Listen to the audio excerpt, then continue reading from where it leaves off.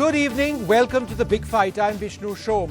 As the numbers of COVID-19 patients continue to soar around the world, we try and understand what this means for millions of Indians across different walks of life. Now, this is a special episode of The Big Fight where we fight less and discuss more.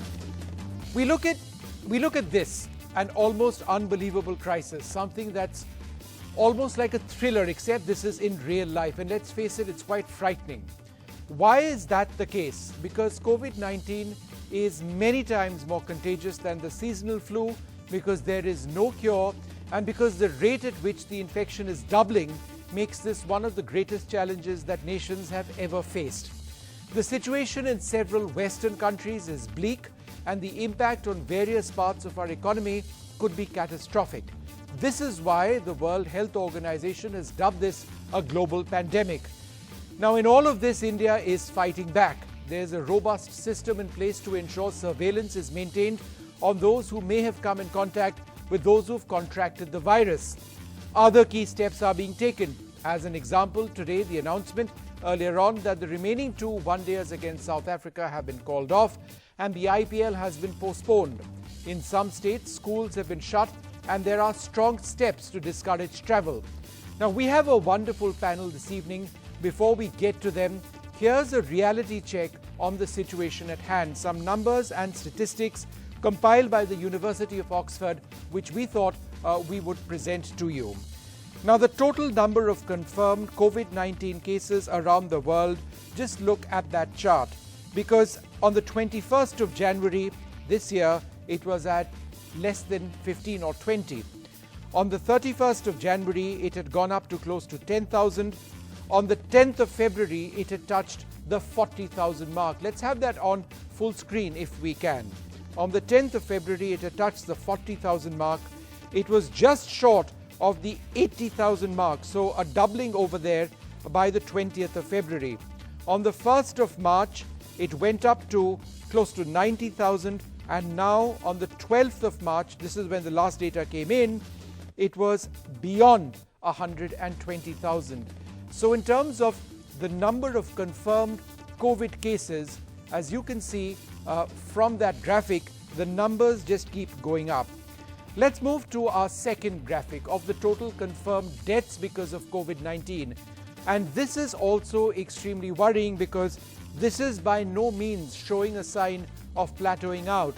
If there isn't a plateau in the shape of this, then there is the chances of it coming down in a finite period of time become that much more difficult. So again, zero approximately deaths on the 21st of January. By the 10th of February, you were already at 1,000. By the 20th of February, you were at 2,000, doubling. By the 1st of March, you were at 3,000.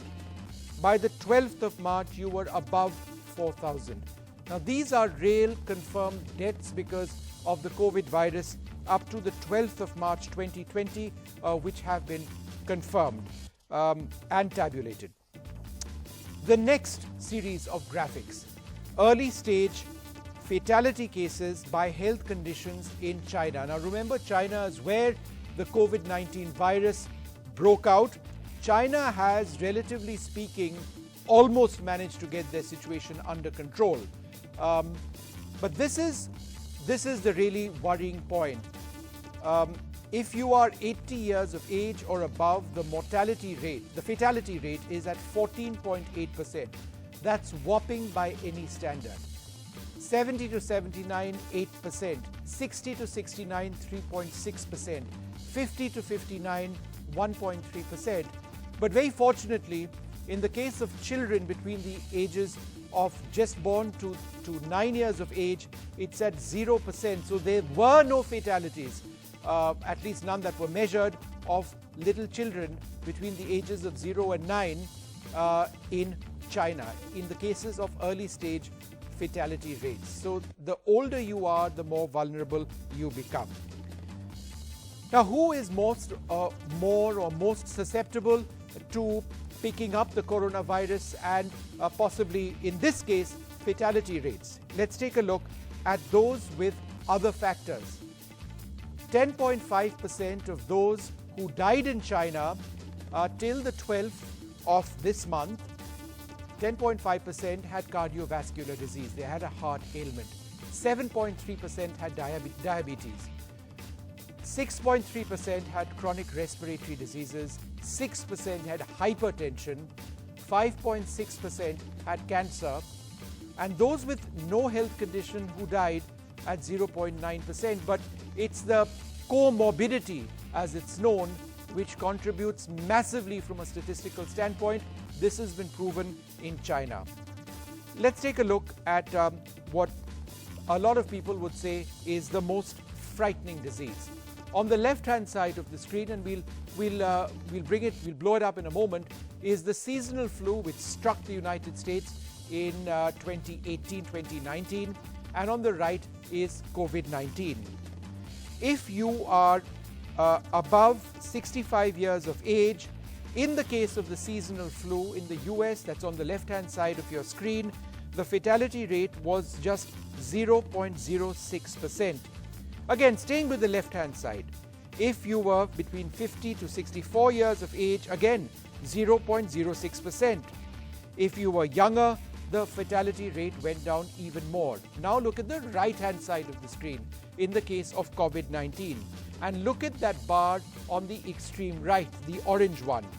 If you are above 65 years of age and above, then the morbidity rate, the fatality rate is 6% and above.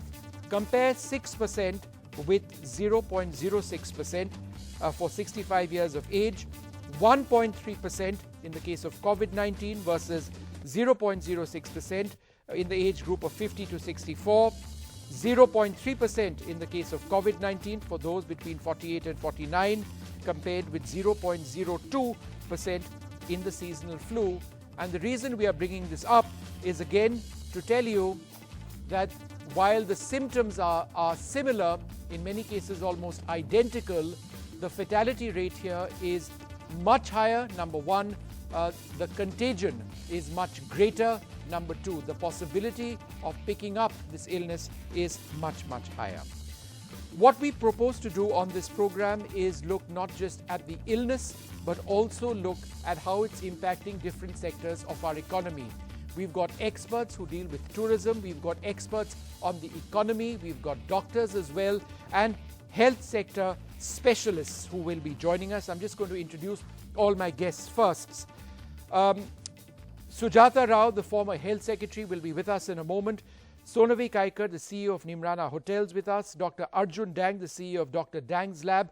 Dhruv Raj Gupta, the co-founder of Trip Shelf, and Seek Sherpa, with us in the studio. Professor Sanjeev Bagai, the chairman of Nephron Clinics. Kiran Mazumdar-Shaw, the CMD of Biocon India Limited, joins us. And from Mumbai, we are joined by Gurbakshi Singh Kohli, the president of the Hotel and Restaurant Association of Western India. Let me go across to Kiran Mazumdar-Shaw first.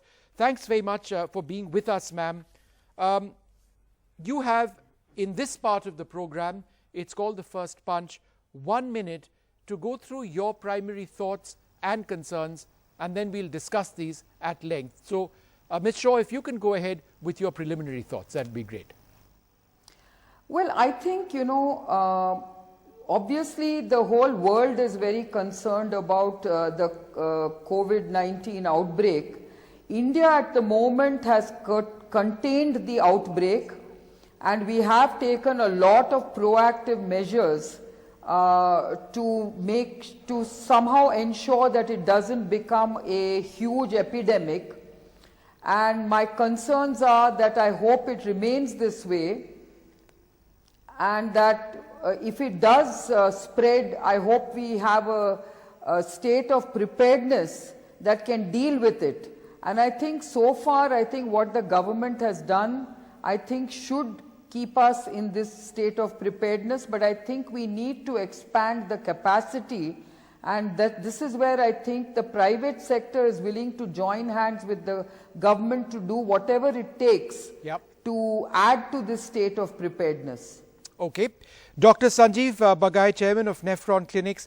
Dr. Bagai, the fact that this is much more contagious than the common cold, the fact that if you are in proximity to somebody who's picked up the coronavirus, there's a very strong possibility, depending on your age, that you could actually pick it up. How does this represent perhaps the greatest threat? Yeah, good evening all. This is the new virus. This is a zoonotic virus. It's already mutated because of an interspecies jump. Within India, as a subcontinent, just within the Indian shores, it's pretty well managed by a lot of departments which are working together in integration and collaboration. The unanswered questions and concerns would be, as time unfolds, is that would this become a seasonal kind of flu, which will come on an annual basis like H1N1 and other kinds of seasonal influenza flus? Would we have a second wave and a third wave within this year?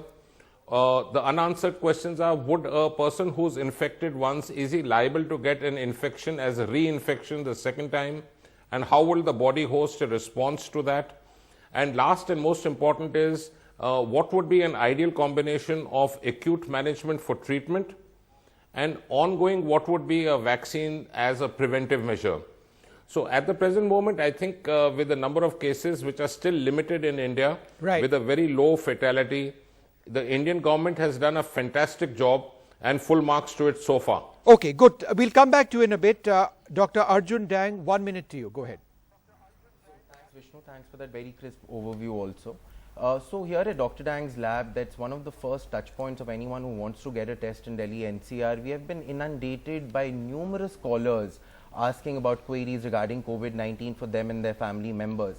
So WHO correctly called it an infodemic prior to calling it a pandemic, is because there is so much information on the internet also that people tend to read it, get confused, they are overwhelmed, and someone with a simple cough or a fever wants to get tested. So I feel currently the correct information to go out to the masses is definitely very important for us to start containing the disease. Okay. Sonavi, the CEO of Nimrana Hotels, what sort of impact has this had in your sector?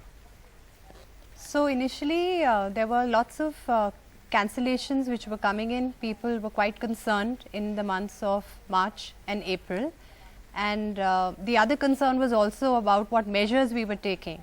So Nimrana has always followed a very responsible tourism approach towards every aspect, and from enhancing our, I mean, not to say that we weren't doing it earlier, but we've just had to up everything up. So from sanitizers being available, masks being available for our guests, tracing the travel history of each and every guest that's actually entering our hotels, training the team members to wash their hands frequently. We've also started the initiation of thermal scanners as well. So various measures have been taken, but we're very, very hopeful that as the summer comes in and as the temperatures soar, this will hopefully pass, as so many things have in the Indian tourism sector. Okay, Dhruvraj Gupta, your big concerns. I think our big concerns are the rebookings and cancellations that have been happening. But at the same time, the silver lining is that people are traveling domestically a lot. Typically, these months we would do 70% outbound and 30% domestic, but now we're doing 70% domestic and 30% outbound. So it gives you an opportunity as well to sell your country, keep those tourism dollars inside as well. However, a lot of clients are not that afraid at the moment. Thailand, Singapore, which are our big destinations, are definitely on a down low. But we do see opportunities coming up in June and July soon enough for us. All right. So you're counting on this actually going down or disappearing in a period of time? Yes, I mean, there is a trend like SARS, there is a trend like H1N1 as well, which we are hoping will happen here as well. There is a 20-25% dip, but then it should recover maybe about 3 months from now. We're hoping for that. Okay. Gurbakshi Singh Kohli is president of the Hotel and Restaurant Association of Western India.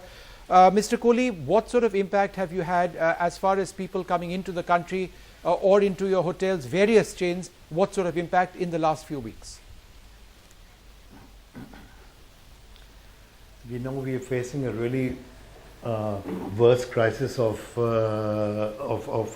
this season and this year. If you talk about inbound tourism, at least 70% inbound tourism has been hit, and outbound tourism to the extent of almost 55%. However, said and done, we applaud the government for having taken a really swift step and sealed the borders and whatever steps they took to ensure that this does not become into a regular outbreak. If you see typically any outbreak, it does not last a very long period, and we are hoping that this is one of the milder ones. Still, our businesses have been hurt. The hospitality industry being one of the highest generators of employment, this does come as a really big concern to us because we are facing a contagious outbreak, and all we can hope that we are able to contain it, get the proper preventive measures, as well as have the cure for it as soon as possible. Okay. Let me go back to Kiran Mazumdar-Shaw. We'll spend a lot of time on this program because we've got time looking at the various medical issues. But in terms of a sustained impact on the economy going forward, if there is a situation of a lockdown, already we've seen malls, bars, some restaurants in Maharashtra, parts of Maharashtra being asked to shut down. We've seen in Delhi also a great deal of concern. This obviously has an impact on the economy at all sorts of levels. Imports will be affected as well. Going forward, what is the threshold beyond which economically it starts getting unsustainable for us? Well, it certainly is going to have a global impact on the global economy, and of course India cannot be insulated from that impact either, because as you can see, there is a huge impact on the travel industry, the tourism industry, and many other rub-offs on other sectors. You've seen many of the sporting events being cancelled and so on and so forth. And of course, many economists are predicting even a possible recession in the global economy. Let's hope that this effect of the coronavirus does not go on beyond a year, beyond a month or at best 2 months, in which case the rest of the year can be revamped and recouped. But it is definitely going to have an impact on GDP growth and global growth. So I'm afraid there's nothing we can do to stop that. But what we should look at is be hopeful that this will pass in a very short time. What gives me hope is the fact that both Korea and China seem to have flattened the curve of the coronavirus spread and is limping back to normalcy in terms of its workforce. So let's hope that this is going to be a trend that we will see in the near future, and hopefully it will lead to a fast recovery. Okay. Sujata Rao, the former Health Secretary, joins us as well. Ma'am, good to have you on the show. What the government of India is doing right now is trying to ensure that it keeps track of all of those individuals who are susceptible, perhaps in having come in proximity with those who've picked up the virus. But as these numbers keep going up, India has more than 80 plus cases. The number of people who need to be deployed to monitor all those others across the country goes up as well. So isn't this the biggest concern at this stage, that ultimately there is only so much which various state governments can do in terms of monitoring? Yeah, you're absolutely right. It all depends. Right now, at this stage of the epidemic, it's manageable. But if it becomes something like a China type of a situation, then it will be difficult for, say, some of the northern states like Chhattisgarh or Jharkhand or backward districts of UP and Bihar, where the public health systems are extremely weak. It will be a major challenge, because these are states that have very restricted HR also to do that contact tracing. So our best bet right now is to ensure that it doesn't get into the community, and we do massive prevention by solid information dissemination. Ms. Rao, let me ask you, in terms of a potential lockdown in our major cities, is that necessary? Is that possibly a step which you see coming, even at this rate of growth of confirmed cases in India?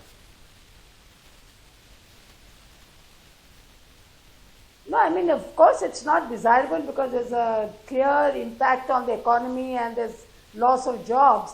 But the impact of infectious diseases on the economy is very clear. If you remember 3 years ago when the Ebola crisis broke down, then in Sierra Leone and Liberia lost almost 4% of its GDP. The erosion was that severe. So it is important, but then it's a call that you have to take. Supposing we don't take these precautions and the infection spreads more and gets into the community, then it will be difficult to contain it.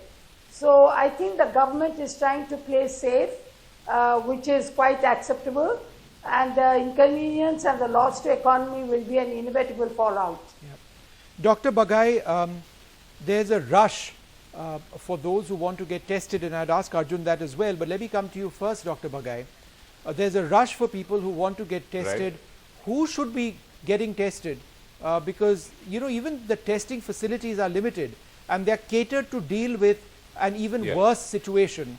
So who needs to be tested and who doesn't? Right. How do you know the difference between a common cold and a sore throat, which we all get all the time in the city, for example, and those with potentially COVID-19? Right. I think this is the most important clinical question. The initial presentation in the first day or day and a half between a common influenza or a common cold and a coronavirus may exactly look the same.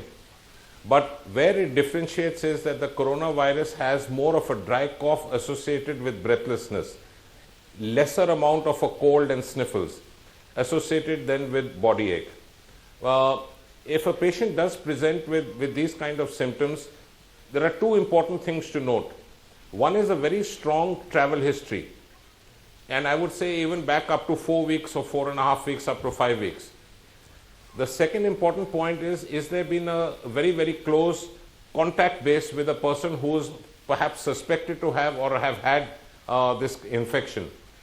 If both these are not, it is unlikely that it's corona.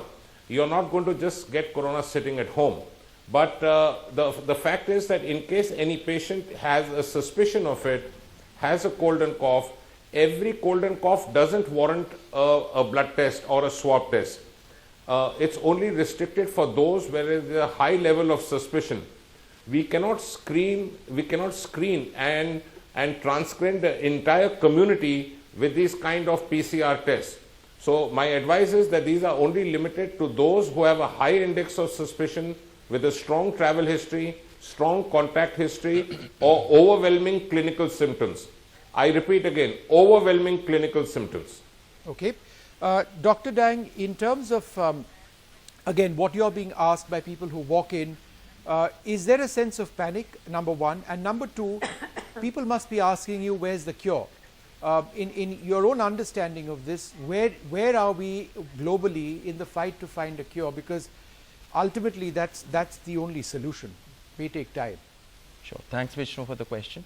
So firstly, yes, there is a state of panic among people, but as information is growing and they're getting more acquainted with who needs to get tested and what are the symptoms, what is the fatality rate for this, it is going down. But on the other side also, when we come to cure and when we come to management of anyone who's diagnosed, it's only scientific based evidence says that we only give them supportive care. And as and when the symptoms come, we treat the symptoms. But yes, there has been some light at the end of the tunnel. There has been a combination of some retroviral drugs and also some other medicines that have been combined formulations that have been given to some patients, and it does show that the virus load has decreased. But currently, the panic is also surrounding testing. And with such limited facilities that the government has obviously ramped up, the common man wants to understand which is the closest place that I can go to get tested. And that is the most frequently asked question. Yeah. Dhruv, just in terms of the long-term outlook for the work that you do, this is not going away in a few weeks. The best case scenario, a lot of people would say, is several months, particularly in Western Europe. It just seems impossible for it to disappear. Yeah.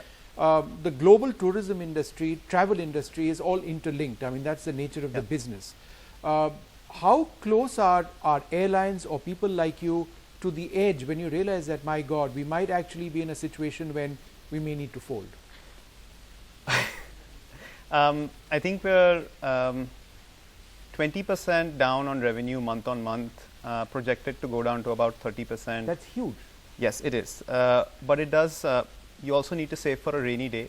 As an entrepreneur, it's something you're always saving for. Who would know that COVID-19 is coming? I mean, no one would predict this. Yes, This is, I think for us, what happened was that we had foresight from China since December. Also, SARS and H1N1 and Ebola had set certain precedents. Yeah. So, and we knew that if it does come, it will hit our summer season. We are hoping it doesn't hit the winter season. We know that March, April, May are out of the window. Yeah. A lot of the bookings which were supposed to happen then are not going to happen. Yeah. But we will recover for June, July, August, especially in countries where this is either not going to hit at all, or it would be sustained or stopped before it becomes something like a pandemic. Yeah.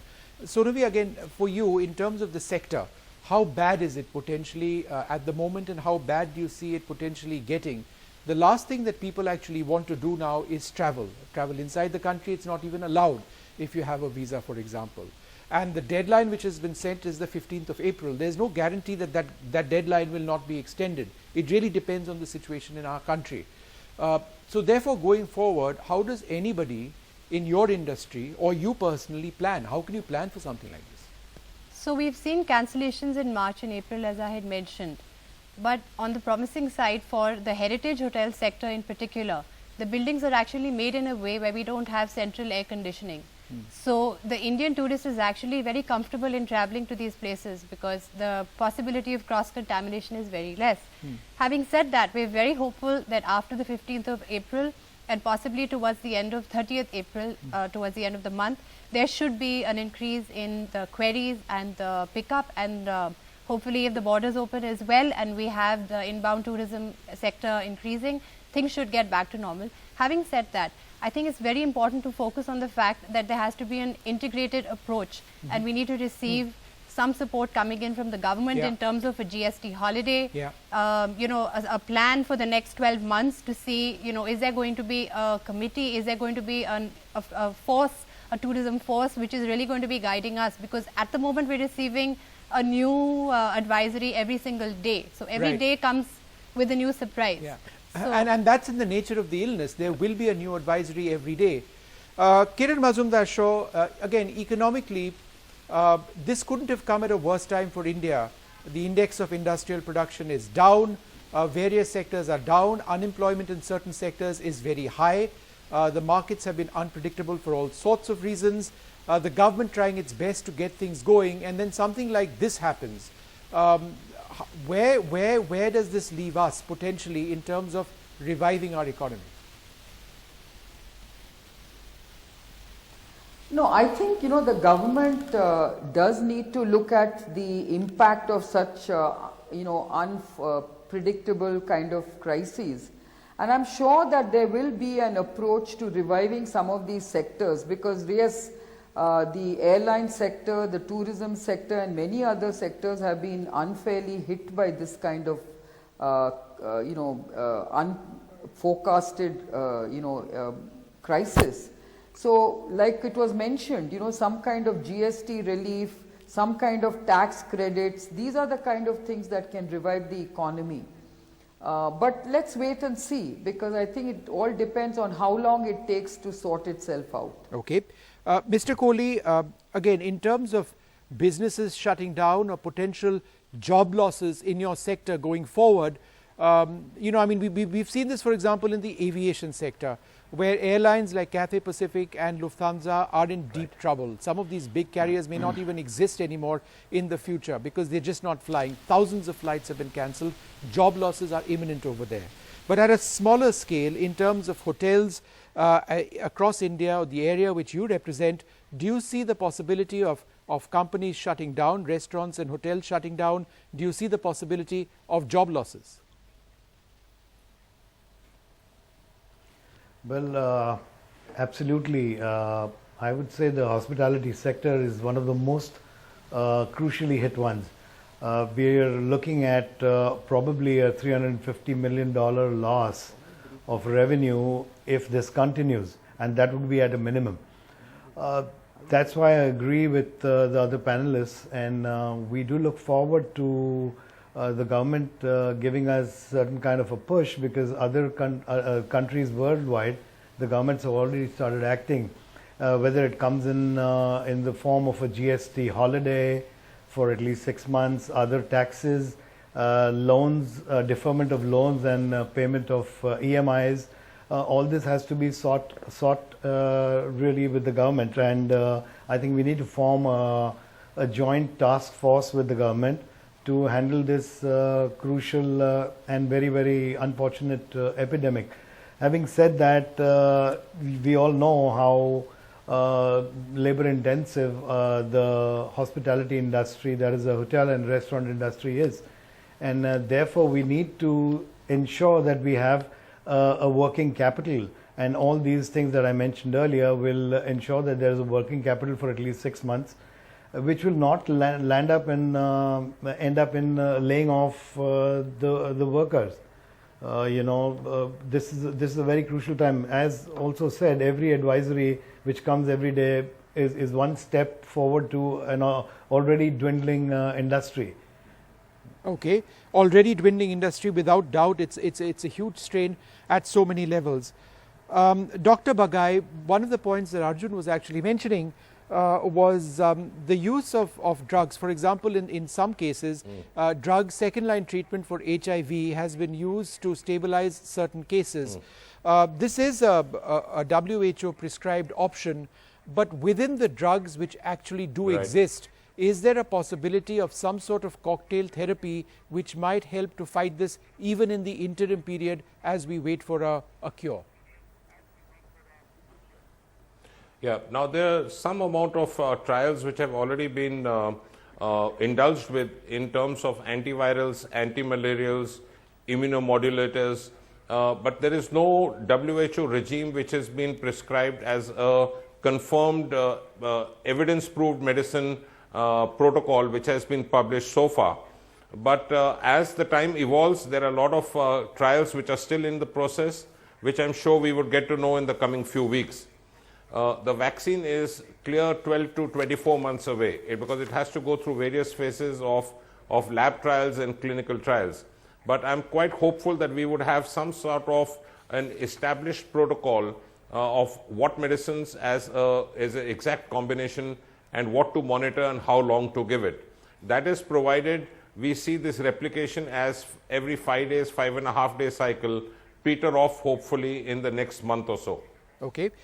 Ms. Rao, in terms of the steps the government has taken, till the 15th of April, visas suspended, Karnataka has shut malls, schools, cinemas, Mumbai, all theatres, gyms and malls all shut, Delhi schools, colleges, cinemas shut, no big sporting events. The South Africa series has ended without the second and the third one-day international. The IPL has been pushed back. Even the Supreme Court will hear only urgent matters going forward. Do you believe the steps which have been taken thus far by the Government of India at various levels, or state governments again at various levels, is the right set of steps? Could more have been done, or is this actually optimally being carried out?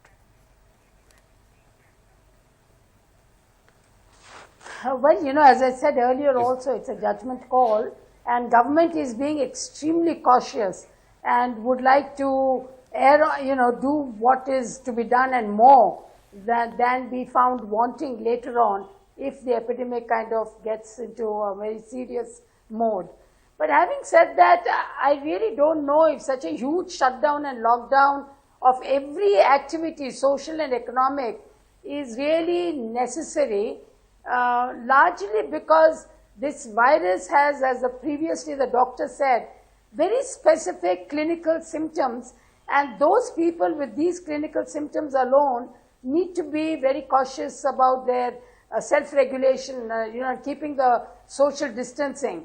So what is important for government is, I would like to see, is every hour on the TV, social media, every form of media, use the social capital that is there in our villages to see that they get the right information about what are the symptoms, what are the do's, what are the don'ts, and protect themselves and protect society.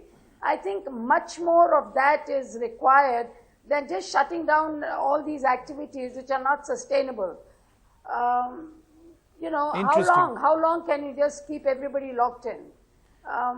And how do you know 15th April things will settle down? One can never say.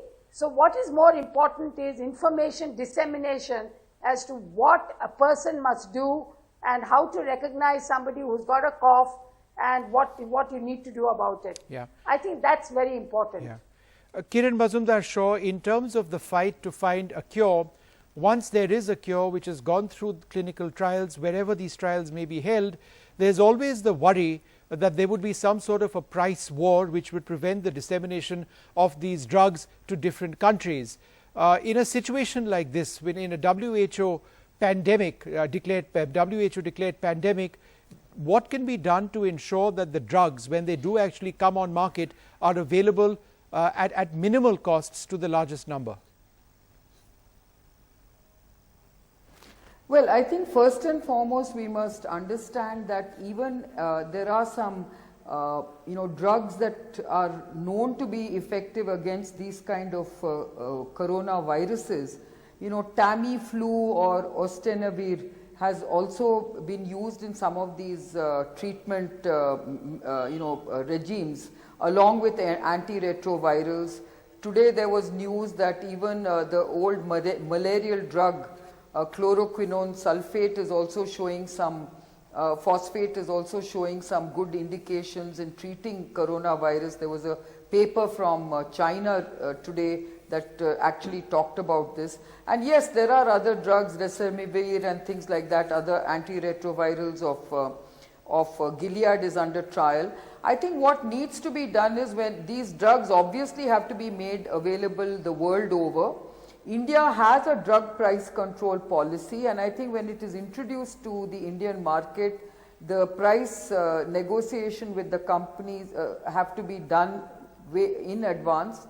And if the prices are too high, then we will have to invoke a compulsory license, because these are drugs that have to be made available to patients in the time of such a pandemic. Is that something that concerns you, the steps ahead? That no one has really thought about how we are going to disseminate these drugs once they are identified. There are tests which are taking place in Israel, the tests which are taking place in the United States. Some may work, some may not work, but nobody really knows whether there is a set protocol for the dissemination of drugs. In the case of AIDS drugs, HIV drugs, in the past we've seen an incredible price war. We've seen countries like India take the lead to ensure that our people get these drugs at the right price, but it's come with delays. And we are now facing another crisis far more immediate than even HIV and AIDS. So therefore, going forward, is this not a principal concern? Ms. Shaw. Well, I think, there are, when you have clinical trials, there will be clinical protocols, and you will have to follow those protocols. So from a point of providing drug therapy to patients when the drug is finally approved, there shouldn't be an issue with knowing what to do. Okay. Let me just go back. Let me go back to Dr. Bagai. The real worry, Dr. Bagai, for a lot of people is that, look, we have been proactive in identifying cases, 80 odd cases in India. That number is going up, but we will never possibly know of the true number of cases. And then there are super carriers as well. Right. These super carriers are individuals, for whatever the reasons, are far more contagious. They carry a higher viral load, they can infect many more people. Isn't that the biggest concern, that despite the efforts, there are likely to be many more people who could be infected? Right. There are two aspects to your question, so. Yeah. The first is that the large majority of cases of patients who've been identified to have COVID-19 being positive are actually mild and subclinical cases. Almost 80-85% of the cases have very mild symptoms, and they just require isolation at home. The number of patients who actually require quarantine in a hospital setting, and those indeed who actually reach the ICU and then ventilatory support and life supports, are very few, which is very good, and we are very lucky with that. But to answer your question, how a human being, especially with a new virus, behaves, it becomes almost unpredictable to say with a crystal ball of how a patient is going to behave as a cohort in the next few months. We know that in certain pockets in Southeast Asia there have been super carriers, but by and large it will depend upon the viral load as what we call as viremia. It will depend upon the tracing of the contacts. We have to stop the flow of new patients being identified. Once we stop the new patients being identified, we know the virus replicates every 5.5 days. It will run 2 or 3 waves, and by end of the month, hopefully, we should be away from the worst. But the important thing is containment, containment, and more of containment. Ms. Rao, you had a point. Go ahead.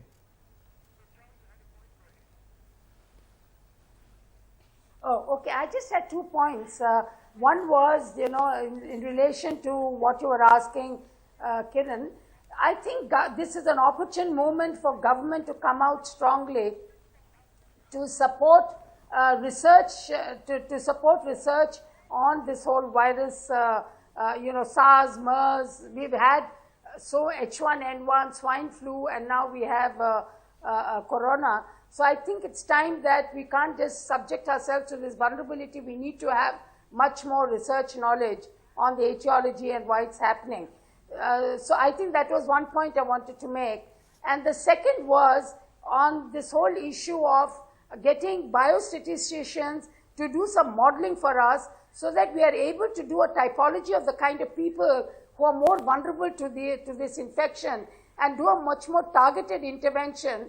Because as I said, it's not sustainable to lock down a whole population for all time.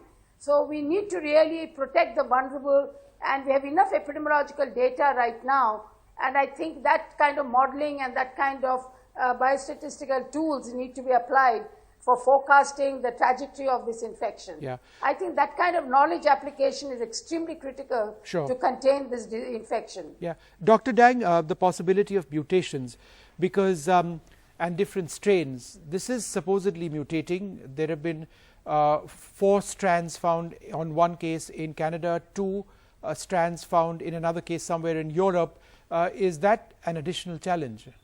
Sure. So the coronavirus has been known to have a lot of different strains, and like you already know, the SARS, the MERS were type of coronaviruses only, and even when you compare it to the H1N1 or the swine flu, we see new strains that come up every year. For example, this year we've seen the H3N2 that we hadn't seen before. So definitely it is a major concern, but similarly to swine flu, how we adapt our tests and the vaccines also, they will have to be slowly metamorphosized in a way to suit both the requirements as we discover new strains. Would you like to actually be somebody who tests, as the demand is huge, it's very strictly regulated by the government on where you can go, and for good reason. But given the fact that there is this huge demand which is taking place, people are unable to get themselves tested even with a doctor's prescription. Do you believe that private bodies across the country should be involved in testing as well? So, or is it too early for that?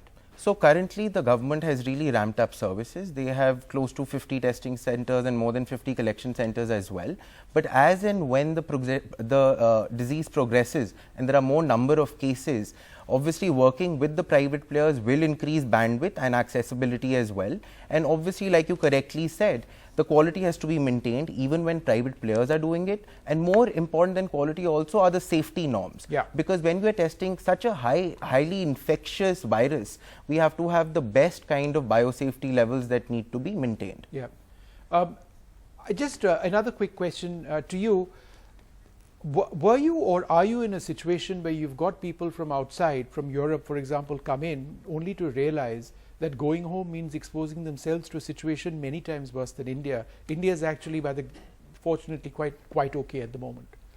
Yes, absolutely. In fact, we had a return guest this morning that was supposed to fly out, but then decided to extend his stay because of the scenario at the airports. So there are several cases that are like these, and people who have been traveling within the country for the last month or 2 are now looking at extending their stays. So that's a good sign actually for the other hotels as well, to ensure that occupancies and ARRs remain healthy. Right.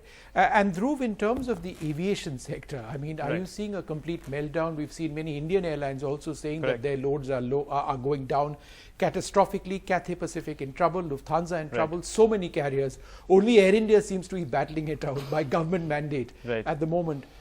Isn't that going to be the next problem in a deeply distressed aviation sector in India? Yes. Something like this happens. So we've already had a statement which was issued by Indigo, and they are predicting about a 20-25% dip in revenue.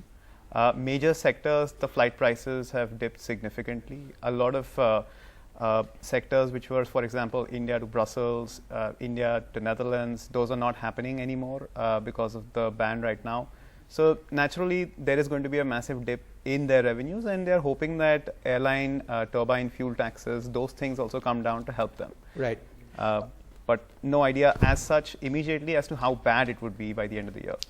All right. Well, I'd like to thank all our panelists very much for joining us this evening as we try and look at various aspects of the coronavirus and the fight. It's a story we'll continue tracking on NDTV 24/7. Let's hope we can get around this in India, but the sense is that these number of cases could go up first before there is an improvement. We'll take a short break. More coming up. Thank you so much.